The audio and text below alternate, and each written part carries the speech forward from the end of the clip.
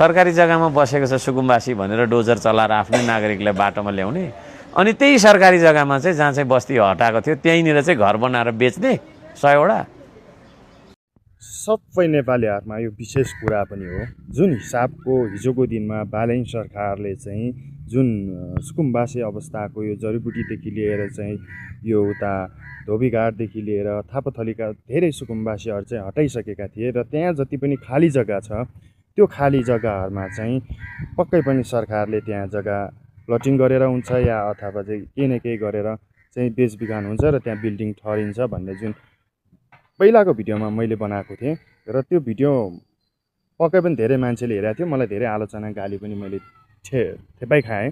तर त्यही विषयको चाहिँ सोचाइ विचार राखेर अहिले जुन मिडियामा बोल्दै हुनुहुन्छ हर्क साम्पाङले, पक्कै पनि यो कुरा त सही नै हो जस्तो लाग्यो। किन त्यो जग्गा त त्यतिकै रहँदैन होला, तपाईँहरूलाई के लाग्छ?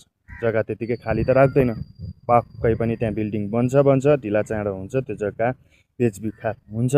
यहाँ ठुलो राजनीतिक छ, तपाईँ हामीले बुझ्न गाह्रो छ है। पक्कै पनि कमेन्ट राख्नु होला र भिडियोलाई सक्दो सेयर गर्नु होला। जय नेपाल।